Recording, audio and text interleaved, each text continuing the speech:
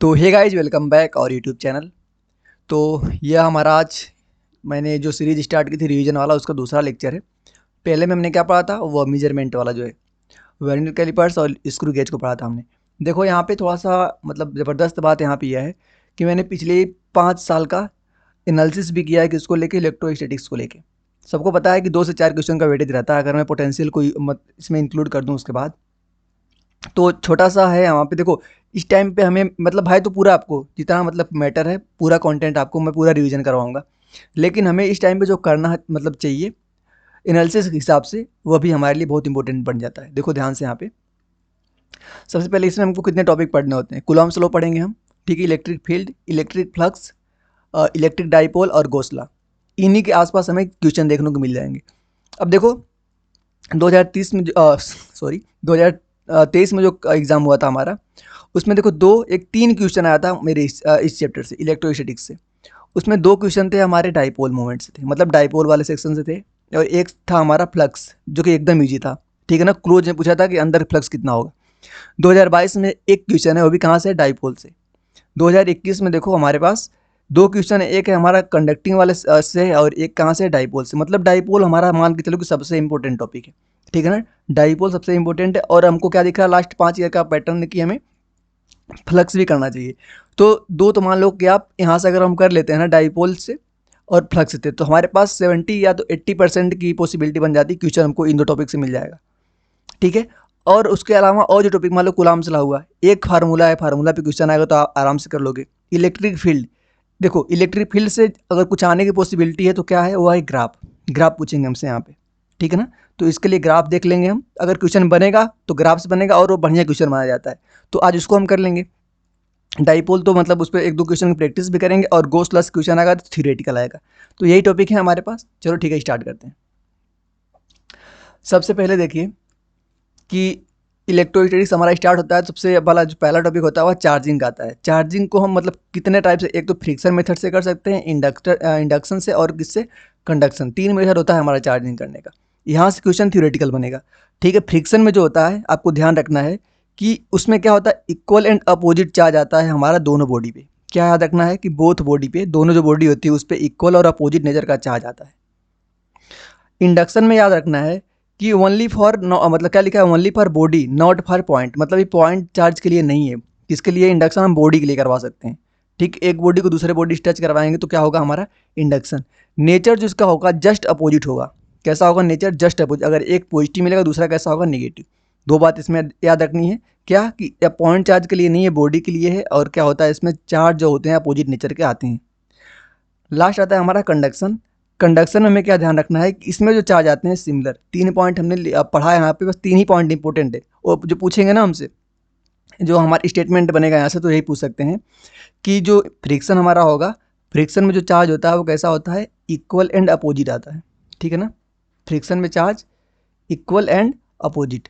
और इसमें इंडक्शन में जो चार्ज आता है वह कैसा आता है, चार्ज जस्ट, मतलब nature of the individual charge in just opposite. यहाँ पर भी कैसा आता है, अपोजिट आता है।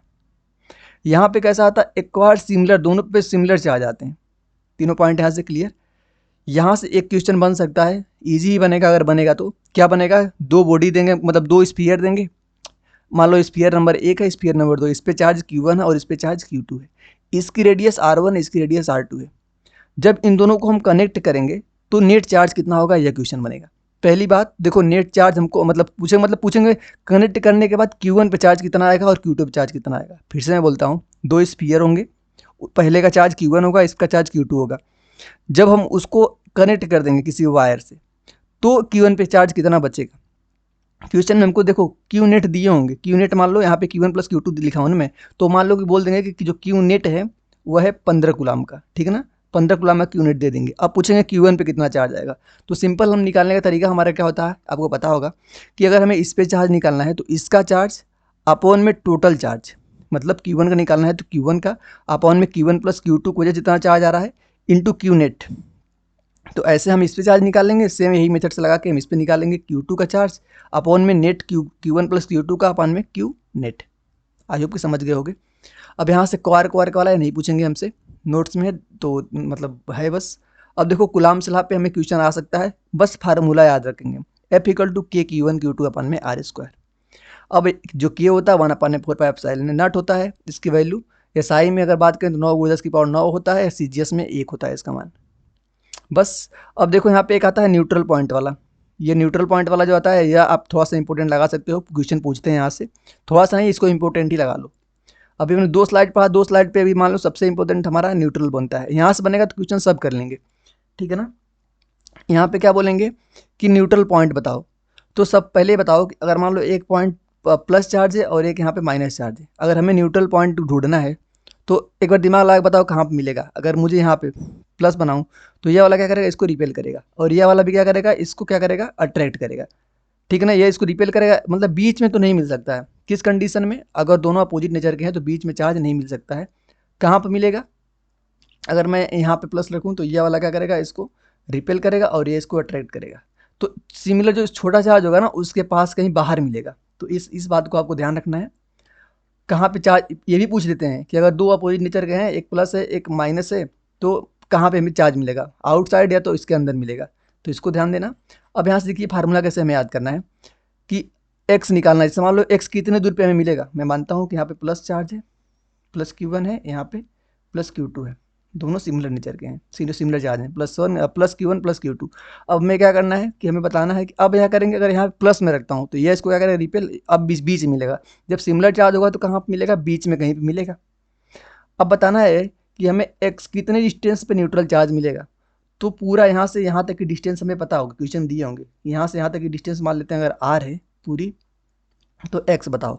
सिंपल कैसे निकालते हैं, जो एक्स होता है X equal to R upon में √n+1। अब √n क्या है, मतलब कितने टाइम है, कितने टाइम है, जिससे बोल देंगे ना कि जो अगर यहाँ पे मान लो दिए होंगे 1, यहाँ पे दिए होंगे 1, यहाँ पे दे दिए कितना 3, यहाँ पे मान लो 9 दे दिए 9, तो 1 का कितना गुना है, मतलब 3 टाइम है। मतलब अगर 1 का देखो कितना गुना है, तो यहाँ पर अगर 9 रखूँ तो 9 का जब रूट निकालूंगा तो 3 आएगा। अब मैं क्वेश्चन करवाऊंगा तो आपको ये वाला समझ आएगा कैसे हुआ है। अभी तो फार्मूला याद ही रखो आप, ठीक है ना। इस पर क्वेश्चन करेंगे तो आपको समझ आ जाएगा आराम से, ठीक है ना।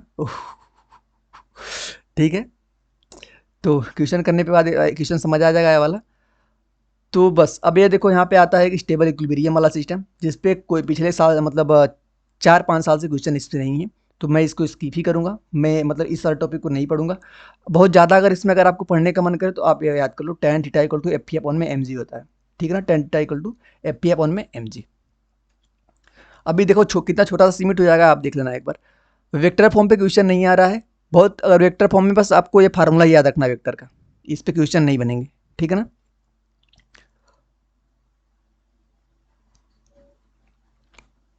तो अब हम आते हैं इलेक्ट्रिक फील्ड पे। अब वहाँ पे अब क्वेश्चन था हमारा इंपॉर्टेंट था, मतलब नोट्स में हमारे मेजर में पूछे जाते हैं टेस्ट में, लेकिन इतने हार्ड ऐसे टाइप के एक्स वाई जे के कैप में करके हमसे नीट में भी नहीं पूछा जाएगा, ट्रस्ट करो आप। क्योंकि मैंने पिछले 5-6 साल का पेपर अभी वीडियो बनाने से पहले ही देखा है, और पीछे का मैं पेपर को लगा के ही आ रहा हूँ।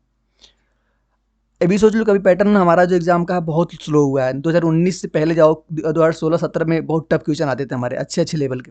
अभी क्वेश्चन जैसे आ रहे हैं उसी हिसाब से हमको प्रैक्टिस करना चाहिए ना भाई, साइंटिस्ट बन के तो नहीं दिखाना ना हमको एग्जाम में। इलेक्ट्रिक फील्ड की बात करें, एफ इक्वल टू होती है QE, यह फार्मूला याद रखें।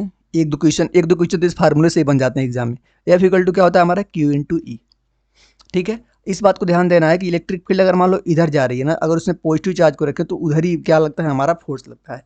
नेगेटिव चार्ज को रखते हैं तो उसके इलेक्ट्रिक फील्ड के अपोजिट उस पर चार्ज लगता है। जैसे मान लो कि इस प्रकार की कोई इलेक्ट्रिक फील्ड हमारी है, अगर इसमें मैं क्या करूँ, इलेक्ट्रॉन को छोड़ दूँ, इलेक्ट्रॉन का फोर्स किधर लगेगा, इधर। क्यों, क्योंकि इलेक्ट्रॉन पे माइनस चार्ज होता है। अब देखो ग्राफ से मैंने बताया था क्वेश्चन इंपॉर्टेंट है।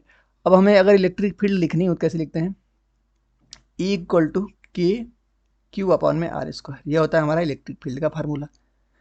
अब देखो यहाँ से अगर मैं KQ को कांस्टेंट मानूँ तो E डायरेक्टली प्रोपोर्शनल टू किसके, R² के। ग्राफ कैसा बनना चाहिए हमारा इसका, अगर अगर एक और R में, मतलब 1/R में ग्राफ बनाऊँ तो पावर 2 आ रही है ना, मतलब इसका कैसा ग्राफ बनेगा, ऐसा पैराबोला, ठीक है।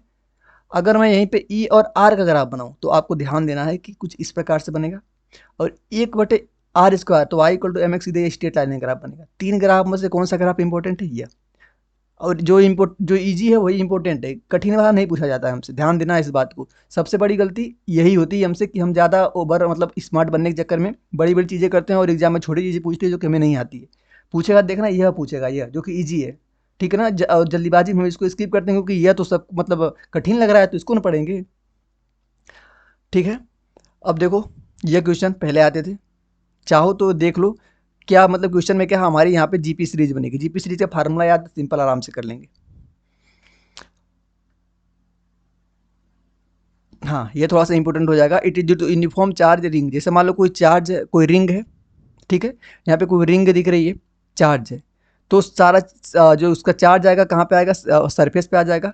तो अंदर अगर कोई पूछे अंदर यहाँ पे इलेक्ट्रिक फील्ड कितनी होगी, तो कितनी होगी, जीरो होगी, ध्यान देना। अगर यही होता मान लो पोटेंशियल, पोटेंशियल अगर होता तो सरफेस पोटेंशियल हर जगह अंदर कैसा होता है, कांस्टेंट। अब एक बार ध्यान दो कि अंदर जब हमारी यहाँ पे इलेक्ट्रिक फील्ड ही जीरो है, अगर मुझे इसका ग्राफ बनाना हो तो कैसे बनाएंगे, चलो अभी आगे आएंगे उस पर। अब देखो जैसे मान लो ये हमको दिख रहा है, ये एक रिंग है हमारी, ये कुछ ऐसे मतलब रिंग को ऐसे टेढ़ा कर दिए, ये रिंग हो गई, और यहाँ से एक्स डिस्टेंस पे एक पॉइंट पी है, यहाँ एक पॉइंट पी है, ठीक है। इस पॉइंट जो पी दिख रहा है, यहाँ पे हमें क्या करना है, इलेक्ट्रिक फील्ड फाइंड करनी है। तो वह इलेक्ट्रिक फील्ड फाइंड करने के बाद हमें जो मिलती है वह यहाँ पे यह आती है, ठीक है ना। ये इलेक्ट्रिक फील्ड आती है, E equal to K Q X upon में R square plus X square की पावर 3/2, ये इलेक्ट्रिक फील्ड हमें मिलती है।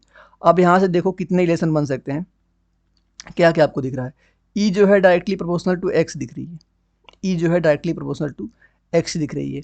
जब डायरेक्टली प्रोपोर्शनल टू एक्स होगी तो ग्राफ कैसा जाएगा हमारा, सीधे स्ट्रेट लाइन जाएगा। ई और एक्स में अगर मुझे ग्राफ बनाना हो, ये हो गया ई, ये हो गया हमारा एक्स, तो ई और एक्स का रिलेशन डायरेक्ट है, तो ग्राफ कुछ ऐसा बनेगा, ठीक है ना। कहाँ तक बनेगा, यहाँ तक।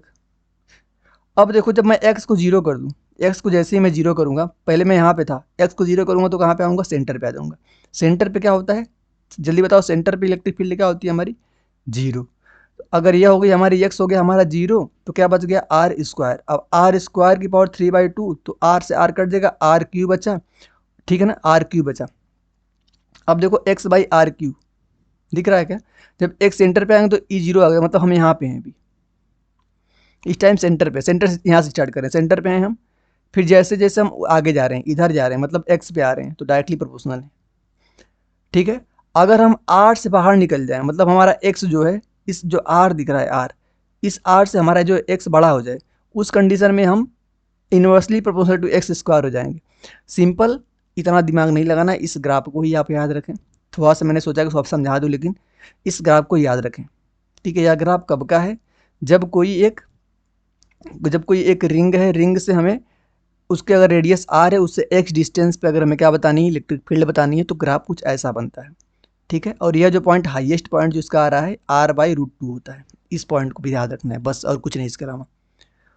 अब देखो बात करते हैं इलेक्ट्रिक, यहाँ पे देख लो, जब कोई electric field for charge arc के याद करना है तो इसको याद करो। अगर आर्क है उसका याद करना है तो E0 = 2k λ/r sin θ/2। थोड़ा सा इंपॉर्टेंट है, अगर बढ़िया क्वेश्चन बनना होगा तो यहाँ से बनेगा, ठीक है ना। मतलब बढ़िया क्वेश्चन का मतलब फार्मूला बेस्ड ही बनेगा, कॉन्सेप्ट नहीं लगाना होगा। इलेक्ट्रिक फ्लक्स की अगर मैं बात करूँ तो फाई इक्वल टू होता है हमारा E × A cos थीटा। वेक्टर में लिखना हो तो phi equal to vector E dot vector A। Formula पे क्वेश्चन हमारा हो जाएगा।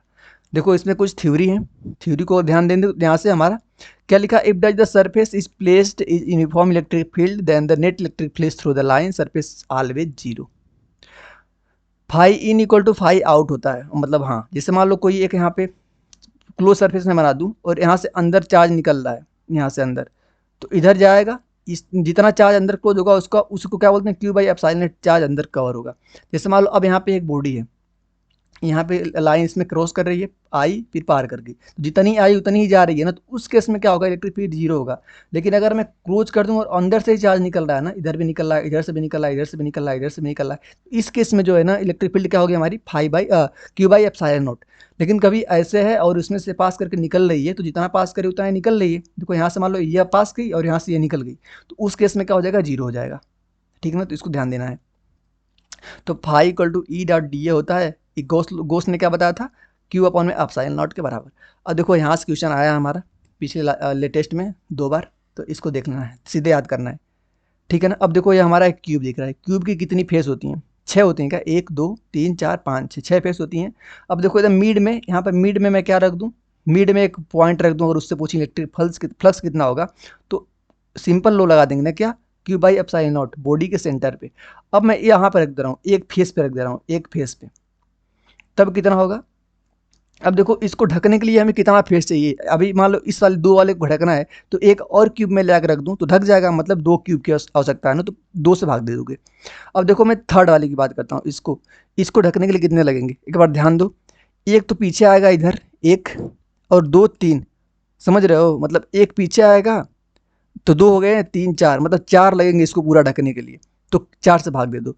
अब मैं इस कॉर्नर की बात करूँ, इस कॉर्नर को ढकने के लिए कितना लगेंगे, एक इधर, मतलब एक उसके पीछे, एक इसके पीछे, एक यहाँ, और कहाँ पे हमारे चार ऊपर, मतलब इसको ढकने के लिए हमें आठ, आठ लगेंगे क्यूब, तो आठ से भाग दे दो। आई होप कि आप समझ को मैं क्या बताना चाह रहा हूँ, इजी ऐसे याद करोगे थोड़ा सा जल्दी याद हो जाएगा, मेन है इसको याद ही हमें करना है, ठीक है। अब देखिए इधर आते हैं, यहाँ पे कोई नहीं है, कोई मतलब ज़्यादा इसको ध्यान नहीं देना है, क्योंकि मुझे वही इस टाइम पे करना है। देखो ऐसा नहीं कि आपको नहीं करवाऊँ तो मैं करूँगा, भाई मुझे, मैं भी नहीं कर रहा, मैं भी सिलेक्टिव चीज़ें ही पढ़ रहा है इस टाइम पे, ठीक है। अगर आ जाएगा तो ऐसा नहीं कि मैं नहीं कर पाऊंगा, अगर आ जाएगा क्वेश्चन तो आराम से हो जाएगा, लेकिन जहाँ पे हमें ज़्यादा पॉसिबिलिटी है क्वेश्चन आने की तो उससे पहले करेंगे ना। अब देखो ध्यान देना है, अब देखो ग्राफ आ गया, ग्राफ को भी ध्यान देना है, electric field to solid non conducting, अगर नॉन कंडक्टिंग होगा तो ध्यान देना इस बात को, जब कभी हमें क्वेश्चन में बोल दे नॉन कंडक्टिंग, तो नॉन कंडक्टिंग को अब जहाँ पे चार्ज देखो वहाँ पे फैल जाएगा, जैसे मान लो हमने पूरा इसको दे दिया, सॉलिड है ना, नॉन कंडक्टिंग क्या है, सॉलिड है, अगर हम जहाँ पे चार्ज देंगे यहाँ पे दे देंगे, चार्ज यहीं पे रुक जाएगा, क्यों, यहाँ पे देंगे तो यहीं पे रुक जाएगा, यहाँ पे देंगे तो यहीं पे रुक जाएगा, यहाँ पे देंगे तो यहीं पे रुक जाएगा। तो अब देखो इलेक्ट्रिक फील्ड जो अंदर है, अंदर इलेक्ट्रिक फील्ड है कितना, अगर मैं रेडियस यहाँ की बात करूँ आर की, यहाँ पे इस टाइम तो जीरो होगी ना, क्योंकि रेडियस मतलब यहीं से स्टार्ट ही कर रहे हैं, क्या फार्मूला होता है, E इक्वल टू होता है के क्यू अपॉन में आर स्क्वायर, तो रेडियस ही जीरो है, तो इस यहाँ पे तो जीरो होगा, तो मैं सेंटर से स्टार्ट करता हूँ, जैसे जैसे आगे बढ़ना स्टार्ट करूँगा तो फार्मूला हमारा क्या होगा, जैसे जैसे मैं आगे बढ़ना स्टार्ट करूँगा यहाँ पे, अब आ गया मैं कहाँ पे, इसके सरफेस पे, जैसे ही मैं इसके सरफेस पे आऊँगा उस टाइम पे क्या होगा हमारा, मैक्सिमम के क्यू स्क्वायर बाई आर, के क्यू अपन में आर स्क्वायर हो जाएगा, यहाँ की इसकी रेडियस में कैपिटल आर मानता हूँ, तो क्या हो जाएगा के क्यू स्क्वायर बाई के क्यू अपन में आर स्क्वायर, तो यहाँ तक तो मैक्सिमम होगा। फिर जैसे इसके बाहर जाऊँगा ना, जैसे इसके बाहर जाऊँगा वैसे फिर क्या हो जाएगा, फिर घटना स्टार्ट हो जाएगा, कैसे, फिर फार्मूला हमारा होगा इनसाइड, अंदर का फार्मूला देख लो, और यहाँ पे सरफेस तक का देख लो, और यहाँ पे इसका फार्मूला देख लो, आपको इसको याद ही करना है, ठीक है ना।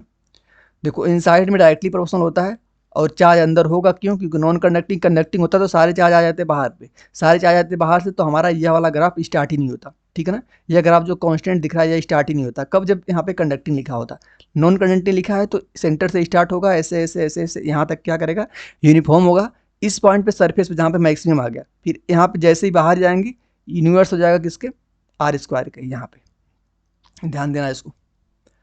अब देखो यहाँ पे कंडक्टिंग की बात आ गई, देखो यहाँ पे इलेक्ट्रिक फील्ड चार्ज सॉलिड, अब कंडक्टिंग की बात है, सारे चार्ज कहाँ भाग जाएंगे बाहर, उनको क्या सरफेस चार्ज को क्या है, सरफेस पसंद है, तो सारे चार्ज कहाँ चले जाएंगे बाहर, जब चार्ज बाहर जाएंगे तो अंदर इलेक्ट्रिक फील्ड जीरो, यहाँ से अगर स्टार्ट करूँ तो यहाँ से यहाँ तक जो पहले कंडक्टिंग नॉन कंडक्टिंग में होती थी, अब कंडक्टिंग में यहाँ तक इलेक्ट्रिक फील्ड होगी ही नहीं, तो अब कहाँ से हमारा ग्राफ स्टार्ट होगा, यहाँ से, और सारी बातें क्या होंगी हमारी सेम होंगी, ठीक है। अब देखो uniform charge long infinite non conducting seat की अगर बात करें, तो सीट की जो इलेक्ट्रिक फील्ड होती है, ठीक है ना, जैसे मान लो सीट है, सीट, तो इसकी जो इलेक्ट्रिक फील्ड होती है वो कितनी होती है, सिग्मा अपन में टू अपसाइलन नॉट, ध्यान देना इसको, क्या होती है, सिग्मा अपन में टू अपसाइलन नॉट। अब यहाँ पे देखो सिग्मा जो होता है इसको हम बोलते हैं linear charge density, linear charge density equal to, मतलब क्या होता है, सिग्मा इक्वल टू होता है क्यू बाई एल, क्या होता है, क्यू बाई एल, लेकिन सीट है ना तो उसको हम क्या बोलेंगे, एरियल चार्ज डेंसिटी, ठीक है ना, एरियल, सॉरी यह क्या है, एरियल चार्ज, तो यह होगा क्यू बाई ए, ठीक है ना। तो अब यहाँ पे सिग्मा की जगह क्यू बाई हम ए पुट करें तो क्या हो जाएगा, क्यू अपन में two A epsilon naught, I hope कि समझ ही होगी। अब यही मैं बात करूँ कंडक्टिंग की, जैसे मान लो सीट है, अभी क्या थी, पहली पहली केस में क्या थी, नॉन कंडक्टिंग थी, ठीक है ना, तो जहाँ पे हम चार्ज देंगे वहीं फैल जाएगा, लेकिन जब कंडक्टिंग सीट होगी तो मैंने बताया था कंडक्टिंग को चार्ज को क्या पसंद है, सरफेस, तो यह सीट है इसकी दो सरफेस होगी, एक सरफेस तो इधर होगी, एक सरफेस इधर होगी, तो दोनों सरफेस पे चार्ज क्या हो जाएगा, फैल जाएगा। अभी तक अब क्या कंडक्टिंग में दोनों साइड चार्ज आ जाएगा, तो जो यहाँ पे हम एक बार पढ़ रहे थे ना, अब इसको क्या करना पड़ेगा, दो से मल्टीप्लाई, क्यों, क्योंकि चार्ज दोनों साइड दोनों सरफेस पे हो गए, नॉन कंडक्टिंग तो एक ही सरफेस पे थे, कंडक्टिंग में दोनों सरफेस पे, जब इसमें दो से मल्टीप्लाई करेंगे तो इस दो से दो कट जाएगा, देखो सिग्मा अपन में एप्सिलॉन नॉट बचेगा यहाँ पे, ठीक है। लेकिन यहाँ पे देखो, यहाँ पे अब देखो सोचोगे बहुत ज़बरदस्त क्वेश्चन बन सकता है। यह तो आधा हुआ तो बोलोगे भैया यह आधा क्यों नहीं हुआ? भाई यहाँ पे एरिया एक ही थी, यहाँ पे एरिया हमें एक ही का लेना था, ठीक है ना? लेकिन यहाँ पे जो देखो, यहाँ पे जो एरिया है वो क्या करना है? एरिया दोनों साइड के लेंगे ना आप। अब जब दोनों साइड से चार्ज जा रहा है तो एरिया भी दोनों का लेंगे, इसलिए एरिया की वजह से यहाँ पे 2A आया है। आई होप कि आप समझ रहे होंगे। यहाँ पे एरिया की वजह से 2A नहीं आया था, यहाँ पे 2 किसकी वजह से आया था? क्योंकि एक सरफेस से हो रहा था, ठीक है? अब इसको भी तो मैं स्किप ही करूँगा खैर, ठीक है ना? क्योंकि अभी फँसने का टाइम नहीं है।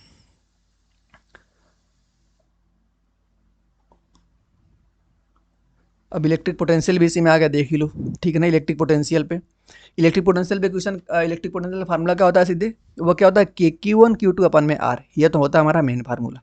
नंबर ऑफ पेयर निकालना होता है, जैसे मान लो कभी हमको ऐसा दे दिए, स्क्वायर दे दिए यहाँ पे Q one Q two Q three Q four, तो कितने पेयर बन रहे हैं उसका निकालने के लिए होता है, क्योंकि पेयर जितना होता है उतना ही चार्ज हमारा होता है, मतलब उसी हिसाब से कैलकुलेशन करते हैं। इलेक्ट्रिक पोटेंशियल की बात करें तो उसका अगर आप हमारा प्लस के लिए कुछ ऐसे बनता है, प्लस वाले कोऑर्डिनेट में, नेगेटिव के लिए कुछ ऐसा बनता है, ध्यान देना है इसको, ठीक है ना? अब तो कोई तो वर्क पावर एनर्जी थ्योरम से डब्ल्यू डब्ल्यू वर्क जो एक्सटर्नल के लिए होता है हमारा क्यू भी फाइनल माइनस क्यू भी इनिशियल के लिए वजह से होता है, वो हो जाएगा, टेंशन मत लो। रिंग का पोटेंशियल याद कर लीजिए, के क्यू इक्वल टू होता है under root R square upon में एक्स स्क्वायर, ये एक फार्मूला है इंपॉर्टेंट। अब ये ग्राफ देख लीजिए, ये तीनों आपको याद ही करना है कि अंदर कितना होता है, किसके लिए बोल रहे हैं? इनसाइड, हाँ इनसाइड अंदर कितना होता है, अंदर हमारा यह फार्मूला, तो इसको याद ही करना है, कोई नहीं, इसको ट्रिक नहीं है, इसको भी हमें याद ही करना है। जैसे इनको याद हम कर लेंगे, ग्राफ बनाना हमारे लिए ईजी हो जाएगा, कुछ ग्राफ हमारा इस तरह बनेगा। सबसे पहले देखो क्या अंदर कितना होता है हमारा पोटेंशियल, के क्यू अपन में two R cube three R square minus R square. अब यहाँ से जो देखो अंदर क्या हो रहा है हमारा, कुछ ग्राफ पहले ऐसे बने, इस ग्राफ को तो मैं तो बोलूँगा यार याद ही कर लो, क्योंकि समय नहीं है हमें, कुछ जो हमें टफ लगता है उससे हम याद करें, ठीक? क्या गारंटी है कि यही आ जाएगा, लेकिन यह भी गारंटी नहीं है कि यह नहीं आएगा। आई होप कि आप बात समझे मैं क्या कहना चाह रहा हूँ। जहाँ पे हमें रिस्क है उसको क्या कर लेंगे, याद कर लेंगे। जहाँ पे हम कॉन्फिडेंस में यहाँ से क्वेश्चन आएगा तो हम कर लेंगे, तो वह चीज़ें हमारी क्या है? डाइपोल मोमेंट, और क्या है हमारी इलेक्ट्रिक फ्लक्स। अभी देखो जो हमारा सबसे मेन टॉपिक है वो आने ही वाला है, ठीक है ना? डाइपोल मोमेंट, डाइपोल मोमेंट देखो यह ज़्यादा इंपॉर्टेंट है, तो अब इसको कर लेते हैं। तो मान के चलना कि ये चैप्टर आपका हो गया, क्वेश्चन इन्हीं से आने वाले हैं जितना हमने अभी तक करा है। Dipole moment P equal to होता है Q इंटी डी, ठीक है ना? Electric field potential due to dipole की वजह से अगर हमें एक्सिस पे निकालना होगा तो 2kp अपॉन में आर क्यूब होता है, अगर इक्वेटर पे निकालना होगा तो क्या होता है, इक्वेटर पे कम होती है, kp अपॉन में आर क्यूब होती है, एक्सिस पे क्या होगी ज़्यादा, इक्वेटर पे होगी कम, ठीक है ना? यह होगा हमारा एक्सिस, से होगा हमारा इक्वेटर, इक्वेटर पे होगी कम, एक्सिस पे होगी ज़्यादा, ध्यान देना इस बात को। 2kp बाई आर क्यू होती है हमारी एक्सिस पे, kp बाई आर क्यू होती है हमारी इक्वेटर पे, ठीक है? अब यहाँ से इस पॉइंट को याद रखते हैं तो ये दोनों ऑटोमेटिक याद हो जाएंगे, तो इसी को दोनों को याद रखिए, इन दोनों को। अब behaviour of dipole in external electric field, behaviour को देखना है हमें कैसे होता है। टाउ इक्वल टू होता है पी क्रॉस ई, यहाँ से ध्यान देना, टाउ इक्वल टू जब क्रॉस हटाएंगे तो पी ई साइन थीटा आ जाएगा। अगर हमें वर्क डन निकालना है तो क्या होता है हमारा, work done external equal to P E cos theta one minus cos theta two, work done होता है, या क्या होता है हमारा tau equal to P cross E. Potential energy निकालना है तो होता है माइनस पी डॉट ई, ठीक है ना? Minus P E cos theta. अब इस पे तो कोई क्वेश्चन आने की पॉसिबिलिटी है नहीं, तो देखिए मैंने जितना मुझे लगा, मुझे क्या लगा वैसे मैंने नहीं बोला भाई, मैं दिल से बता रहा हूँ, मैंने एनालिसिस की है पिछली 5 साल की, अभी आज बैठ के इस चैप्टर की। और बात रही पीछे का, तो मैंने मान के चलो कि 1990 तक के पीओआई की लगाए हैं। तो ट्रस्ट करें कि पहले क्वेश्चन टफ आते थे, लेकिन अभी का जो ट्रेंड है क्वेश्चन ऐसे ही हमारे आने वाले हैं, ठीक है? तो ज़्यादा फार्मूला बेस्ड ही क्वेश्चन रहेगा, कभी कॉन्सेप्ट यहाँ पे ज़्यादा खतरनाक नहीं पूछेगा। तो चलिए देखते हैं कितनी मिनट की वीडियो होगी।